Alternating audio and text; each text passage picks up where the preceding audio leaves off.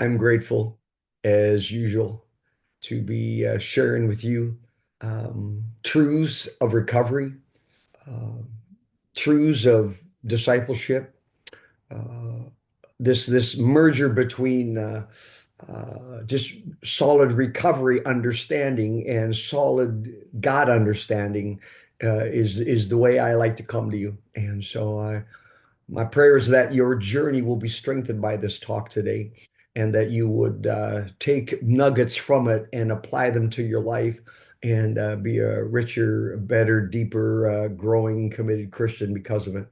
And so, yeah, thank you for being here. And again, thrilled to be sharing with you. So, to objectify or not to objectify, that is the question. Um,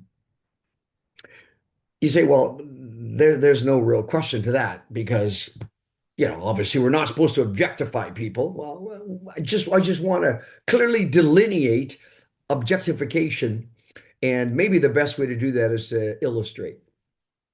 Um, some years ago, likely 20, I'm playing hockey in Calgary. I was there for kind of like a few days visiting, and my brother-in-law said, "Hey, Currie, come and play in my hockey team."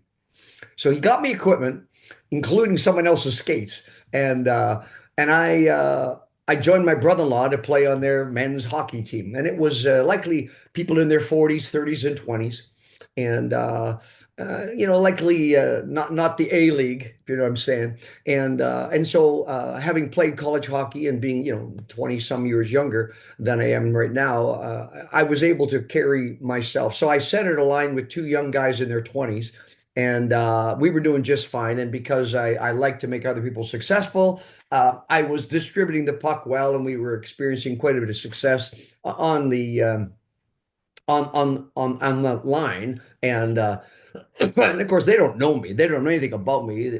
Maybe don't even know my first name yet. But we come off the ice, and I'm sitting literally this 40 something with two 20 somethings on either side, and across the rink a very, very pretty, attractive girl comes in and kind of stands across looking at us. And I have to filter what was said, but understand I am between two guys who are talking on either side of me. And I get this one guy saying, "Holy S, oh golly, look at that effing B. Wow, look at that, man. I do anything to you know effing, like I was talking like this. Goes, "Oh yeah, that's the hottest babe around. I'll get her before you do." They're talking like this in front of me. Some girl they don't know just comes into the ring over there. So I looked at them, and in my usual precocious way, I said, "Hey guys, that's my daughter." And they go, "Oh, S, I'm sorry. I didn't mean that. I'd never do that. I'm really sorry. I just, that's just, and yeah, me too. I didn't mean that, because we were having fun on the ice together. We were successful, and I was caring for them, having fun with them. And then they say that, and then I said, "That's my daughter." Well, the truth is, it wasn't my daughter. Okay. But they were just trashing and objectifying this girl so indiscriminately, so selfishly, so brutally. I said, "That's my daughter." And they apologized. They apologized. I said, "Well, to be honest, guys, it's actually not my daughter. It's someone else's daughter. But I still don't think it's wise to speak that way." Then I got, "Who the F you think you are? Oh, you're so, oh." And they understand. Now we play the rest of the game without speaking to each other. But it was just this blatant disregard of personhood. And she was measured solely by the molecules, solely by the body structure. They don't even know her, don't know her name. She's across the rink. To objectify or not to objectify? That is the question. If you have the notes, follow along with me because it's pretty clear, explanation, I trust. So what is objectification? It's the act of treating a person as an object or thing. Now, remember, we're not talking about sexual objectification yet. So it's treating a person as an object or thing. It is to consider a person like a tool in my toolbox, a mere cog in my life's wheel. These people exist simply to serve me, as if they had no feelings, no opinions, no rights of their own. To objectify is to relate to someone as if they, the individual, were almost non-existent and without value. The person becomes invisible. Their service to me is the priority. See, to objectify means to depersonalize somebody and to see them as an object, to see them as simply something for me. I disregard their personhood. And notice before we look at sexual objectification, there we go, objectification, we see that there is both cultural and you might even say racial and social objectification all around us. It's observable in how we treat waiters at restaurants and cleaning staff at hotels and sales clerk in stores. And I've often seen it in foreign countries where locals are talked to sharply and treated like servants by foreigners. It's very sad when people are not treated with respect as God intended, period. Very sad. Cultural or social or even racial objectification. Now, I digress a bit because I got to understand that I've done this. Uh, some years ago, matter of fact, it's quite a embarrassing story, but in mid 1980s, I'm traveling with a team from our college, a team called Troop, which was a youth music drama team that traveled and did high school assemblies and shared Jesus through very creative Monty Python type comedy ways, and it was really loved. We would sometimes minister up to 25,000 people in a year. So it was a really fun 8 years of my life. And this one year we're up in North Battleford, Saskatchewan, and we would get to the high school to set up our big, our curtain and our lights and everything. It was, likely a 40-minute setup at least to get all the sound systems and mics and light stands and curtains and all the props laid out for all the skits and music and stuff. And so, as the team was finished setting up, I was walking around the high school just kind of looking, and I saw this kid who was cleaning a trophy case. So here it was, likely about 6:15 at night. We were going to kick off at 7, and this kid was cleaning a trophy case. And I was curious. Of course, I walked by once, said hi, and then I came back down the hall and he was still cleaning. And I said, "What's up? Well, why are you cleaning this?" And he said, "Well, actually, the principal is paying me to clean this trophy so I can get some food. I live alone and I don't have very much money." And he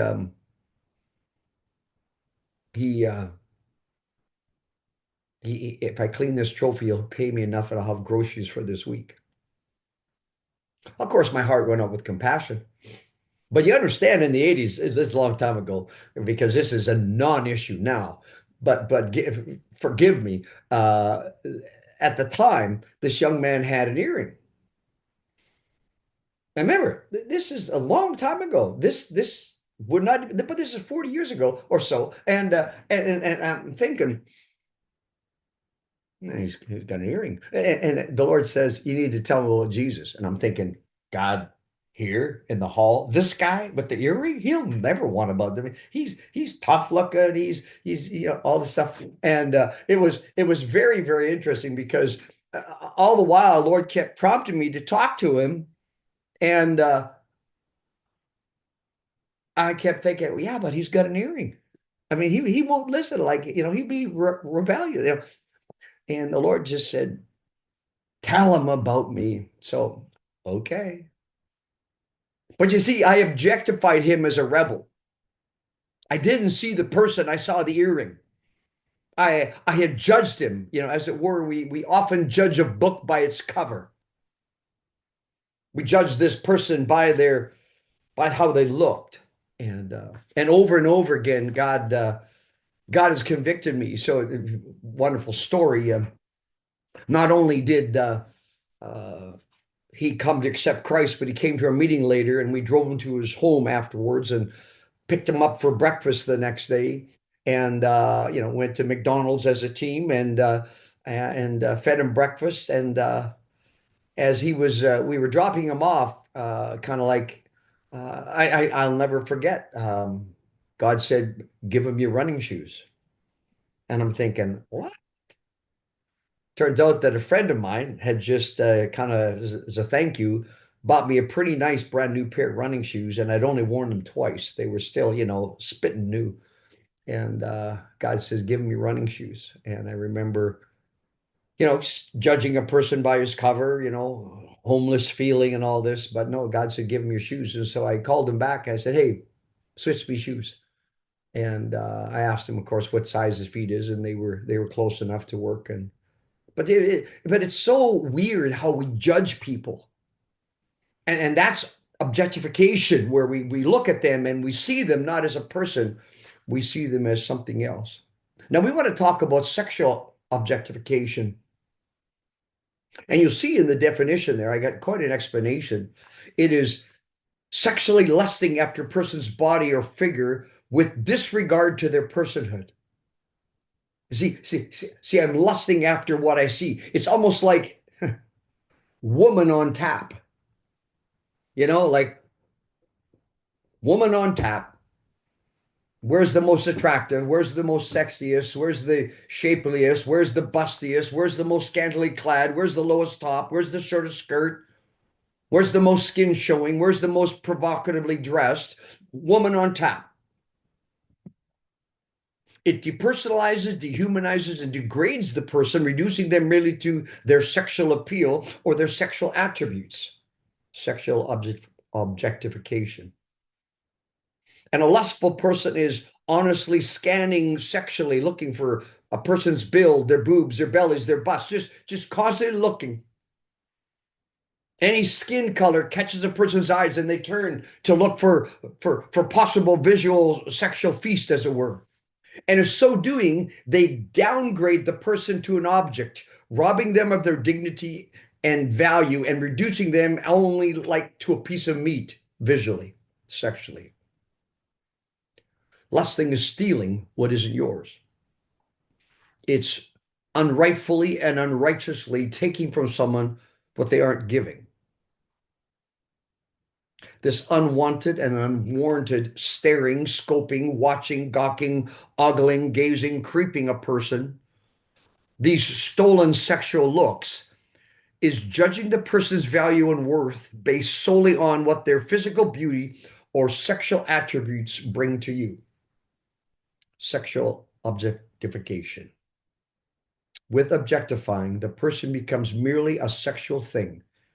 Their skin, their cleavage, their shape, their curves, whatever. An object of my sexual desire that I devour, often even undressing them in my mind. And a person will objectify by taking mental snapshots of their sexual nature to be used later to fantasize. FMO, fantasy, masturbation, orgasm. Now, we've all done this. I said we.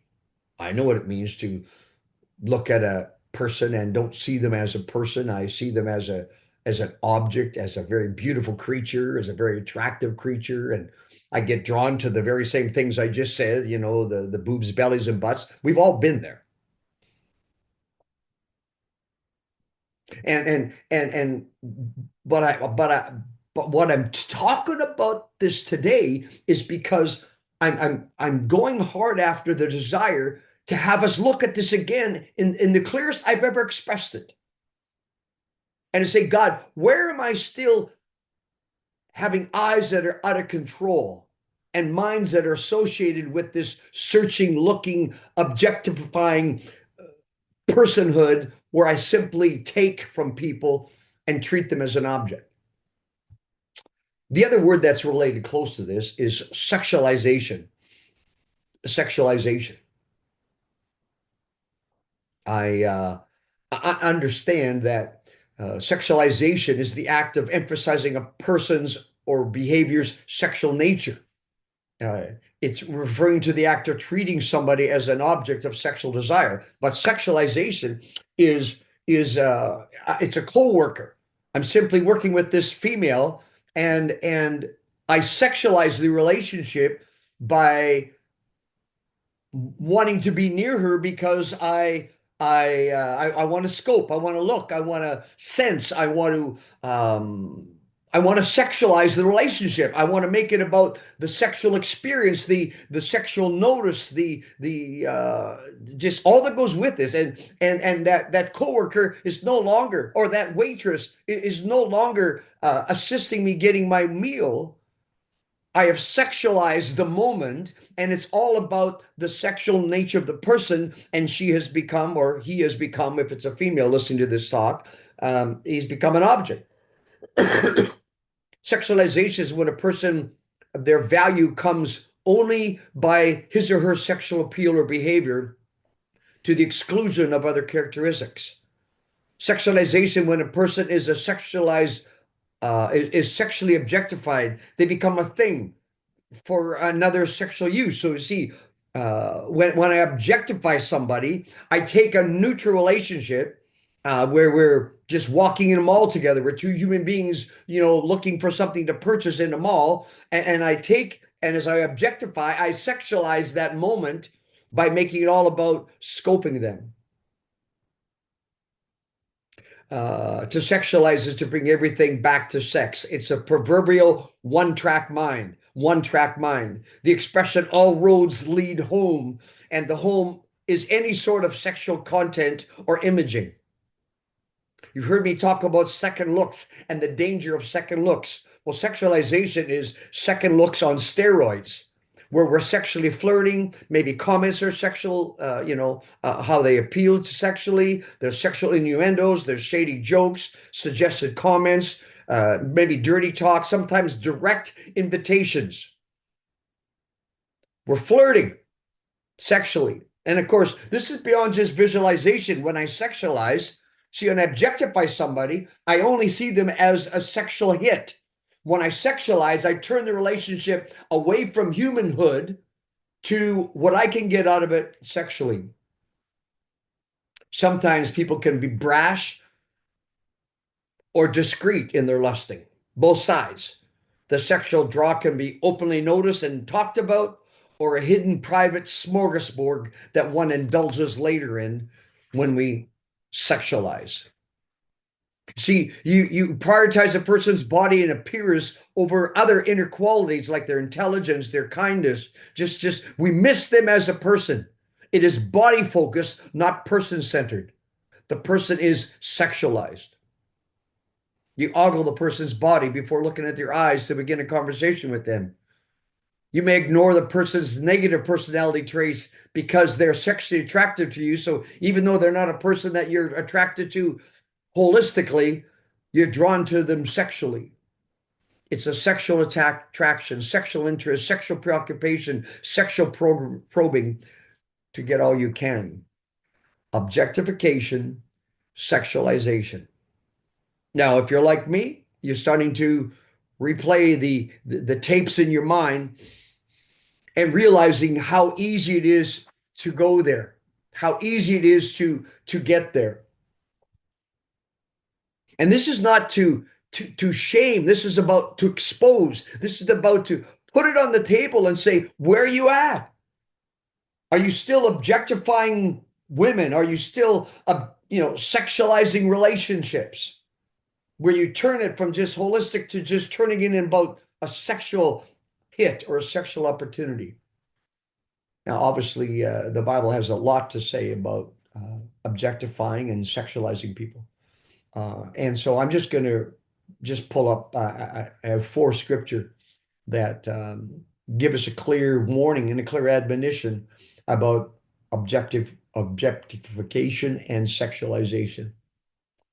In Job, you see the passage there, the one that we all know. I've made a covenant with my eyes not to look lustfully at a young woman, at a young person.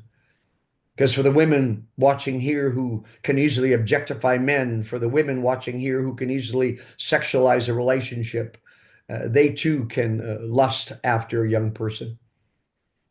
But look what it says here in Job 31. I made a covenant with my eyes not to look lustfully at a young woman. Does God not see my ways and count my every step? If my steps have turned from the path, if my heart has been led by my eyes, or if my hands have been defiled,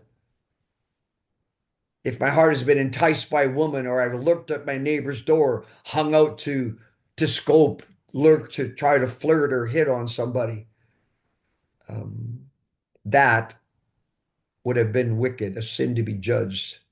It, the lust, is a fire that burns to destruction. So Job said, I made a covenant of my eyes not to lust after other people, not to objectify or sexualize them. Likely the most clear statement that Jesus made is in Matthew chapter 5, 27, 28. Jesus said, you've heard it said, you shall not commit adultery, which of course is the seventh commandment of the 10 commandments. So when they say you've heard this, everybody knows the 10 commandments. This is a Jewish culture he's speaking to. You've heard it said you shouldn't commit adultery. But I tell you that if anybody looks lustfully at a woman, has already committed adultery with her in the heart. If you look at a person lustfully, you've adulterated the relationship, you sexualized the relationship, and you've committed adultery in your heart, and you shouldn't commit adultery. You shouldn't objectify people. And 2 Timothy 2:22, it says, flee the evil desires of youth. Now, remember, when a person goes through puberty and the sexual capacity comes alive, depending on their age, it could be 11, 12, 13. But when the sexual capacity comes alive, and there's a season to which that sexual awareness is kind of dominating and controlling, and they're just drawn to it over and over again, and so these desires that become evil because they're objectifying people and they're sexualizing people because of this enlivening of their sexual appetite and their awakening of their sexual capacity. But it says, flee the desires that come alive there. It doesn't mean sex is bad. It just means don't objectify and sexualize people like we did when we were young. We just, oh my goodness, all of a sudden, wow, that cheerleader. Whoa, why am I drawn to that shape? Why am I drawn to those parts of her body? Well, we are drawn to that as part of our makeup, as part of the human sexual psyche, as it were, and we have to learn to become people of restraint. We have to learn to become people of respect. And so you got to flee those evil desires, not that they're wrong, but how we operate with them when we're young is inappropriate. And we have to learn respect. We have to learn restraint. We have to learn non-objectifying, non-sexualizing approach to life as we mature in life. And so it says, flee these desires that come alive with youth and pursue instead. Don't pursue sexualization. Don't pursue objectification. Pursue righteousness, faith, love, and peace, along with all those on this call. Oh, your Bible doesn't say that? Along with all those who call upon the Lord with a pure heart. Get around people who reach out to the Lord and want a pure heart. Hang out with those people. And and then finally, 1 Timothy 5:2, to tell us how we should treat other people. And it says, treat younger women as sisters with absolute purity. In my case, I'm old, so treat younger women as daughters with absolute purity. Just like I said at that rink to those guys, that's my daughter. And it wasn't really. And of course, they were really pissed. And boy, we had quite a talk in the dressing room. It was interesting afterwards. But treat younger women as sisters. And for females listening to this later, treat younger men, treat men as brothers, as daughters with absolute purity. So I got as practical as I could here, and what to start doing so that we don't objectify or sexualize people. What can you start doing? And so may these thoughts guide you. Uh, so first of all, remember the inherent value of every person. They're made in God's image. Show love and respect. When I cross the line and start to objectify somebody, when I cross the line and start to sexualize somebody, I have quit seeing them with incredible value. I've quit seeing them as a person that God created, and I have quit showing respect. And God ain't thrilled with that when I objectify people. I love what it says there in that First Timothy 5. Just treat them as younger sisters, as younger brothers with absolute purity. Simply don't objectify. Treat them different, and see them, with care as God's daughter or son, never to be treated as a sexual object. That's even if these people aren't knowing Jesus yet, I call them not yet Christians, but they're still a person that God created, that God sees a lot of value in, that He sent His Son to die for, and I need to treat them as God's son or daughter or future son and daughter.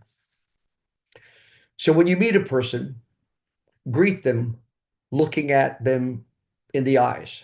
Now, if you're not in a position to greet them because you're just, in a mall or at an arena or whatever, but greet them, look at them in the eyes, focus on their face. And if you find yourself focusing on different attributes of their body and you're not looking at their face and seeing the person, you're off track already. Number 5, see them, the unique individual, and interact with them with respect and kindness. See them, see the person. Don't just see their figure. And as you interact with them, like for instance, a waitress, show interest by finding their name, getting their story. My wife and I will sit together, and we're at a restaurant, and there's a really beautiful young girl helping us, and hey, what's your name? Oh, yeah, I'm Sarah. Hey, good to meet you, Sarah. And what are you doing here? You in school? You working? Just working? What? Oh no, I'm at university here at UFV, and I'm in my 3rd year, and this is my job to help me get through. I also work on Saturdays at another place, and see, when I talk to her, and she's a human being, and she's now Sarah. She's not the thing over there. And so ask healthy questions, just to see them, elevate them to personhood. No matter who it is or where you are, love people as Jesus would.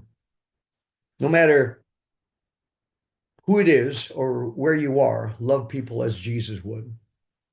And I'll tell you what, that changes. I want to love like Jesus. I want to see people for who they are, this amazing being that He created, and I want to treat them. I mean, what would Jesus do? He'd love on them. He'd accept them. He'd smile with them. He'd find their story. He'd hear them out. He'd carry their burdens. That's so different than objectification or sexualization. For sure, beyond just not second looks that are sexualizing them, but for sure, no shady comments, dirty jokes, sexual remarks. Those got to end. They got to end. And you say, well, I never do that. Well, there's a group of other people on this call and on the calls this week who do. They throw one-liners in. Matter of fact, just recently I worked with a situation where parents were watching their kid play sport in another country. And in one case, a mother had taken her son down, husband couldn't come, and a man had taken his son down. And this gentleman, who would purport to be a Christian, was flirting in a text with this other man's wife, saying very provocative things, saying very, once the kids are asleep type things, why don't you come to my room? I find you really attractive, and we could really get it on. This is a Christian man who's doing exactly this. It's shady comments, dirty jokes, sexual remarks. Okay. And so God wants us to stop all sexualization and objectification by avoiding sexual scoping. We got to see the person, not the body. We got to see the person, not the body. Jesus helped me to see the person, not the body. And I need to leave places where I'm finding tempted by people in the room, because it says flee youthful lusts. So I'm going to leave places where this is not a good place for me to be right now. I'm not doing well of not sexualizing or objectifying people. I'm going to leave this room. Sometimes you have to leave people that are a temptation by their talk or their appeal. We've got to flee youthful lusts. Sometimes I got to leave sites that are tempting to me. I got to start surfing aimlessly. I have to flee youthful lusts. And you say, well, it's different if it's not public and no one's seeing me scope them and all that. It's just private. No, no, no. No, that's what pornography is, for crying out loud. And I have to leave movies or turn movies off or leave theaters where it's sexually charged, because I have to flee youthful lusts. And I have to leave devices, turn them off if they're sexual tempting to me. Most people that I'm working with these days, the temptation comes here on their phone. That's where they're watching the pornography. Well, pornography is wall-to-wall sexual objectification and sexualizing another person. And you need to thank God for Jesus. You got to go to him for anchoring. Jesus, anchor me tonight. Help me not to scope people. Anchor me, Lord, as I go on vacation. Anchor me, Lord, as I'm in the mall. Anchor me, Lord, in these relationships. I want to honor you. God, protect me from letting my sexual appetite get control of me. Help me to flee those desires that came alive when I was youth and I didn't learn to control them. God, convict me where I'm off track with objectifying or sexualizing. And Jesus, cleanse me. Forgive me for my failures. But Lord, I want to be a godly man. And I thank God for Jesus, because 1 Corinthians 10:13 is here to remind us. No temptation has overtaken you except that is common to mankind. No temptation to objectify, no temptation to sexualize is unique to you. I'm the only one that has it this bad. I have such a strong sexual draw. I can't get over this. That is not true. There's no temptation that overtakes you, that comes into your face, that is unique to you. It's common to mankind. But it says God is faithful. He will not let you be tempted beyond what you can bear. And when you are tempted, he will provide a way out so that you can endure it. Let me tell you clearly, here's the way out right here. You're tempted to objectify somebody, speed dial someone in your small group right there. Hey, I'm just calling you, Tim. Just calling you. I just walking in the mall here, and I had got a little second look starting to happen, and I just wanted to stop it. So I'm calling you just to stop it in its tracks. I refuse to objectify and sexualize this mall, these people here. So, hey, pray for me. I just had a little tempting moment, and Tim would encourage me and challenge me, pray for me, and see, there. You can't say nobody else is around. This phone allows you to be instant with somebody else. I mean, we got people in California, you got people in Norway, you got people in Morocco this morning, let alone all across Canada. We're here connected instantly through these amazing airwaves that they've created. And so no temptation is overtaking you except what is common to mankind. It's not unique to you. And God is faithful. He will not let you to be tempted beyond what you can bear. But when you're tempted, he will also provide a way out so you can endure under it. Just so you know, I am by far the oldest on this call. And I want you to know the opportunity to sexualize and objectify people is still there. Your eyes don't change when you get older. You still can see beautiful people. But you quickly switch from, so what? Yes, they're beautiful, but they're people. This could be my daughter. I'm going to care for this person, and then I treat them with respect. And it goes from notice to see them as a person. To notice to see them. It goes that quick. And The temptations are still there, but remember, just because you have this thought flash, you don't have to act on the thought flash. And I just want to challenge you to think through your world, your day to day, your life experiences, as how often you objectify and how often you sexualize relationships for your own personal joys. And God made us sexual people. So purity and passion can coexist because he's called us not to look lustfully at a person. He's called us to be related in a world where there's male and female and the draw is there. But he's called us to live and treat people with respect, to live in purity and treat people with respect. So to objectify or not to objectify, that is the question. God help me. And by the way, remember, boys make excuses and men make changes. Make a change. God help me to treat people with respect as you would want. I hope you find that encouraging today.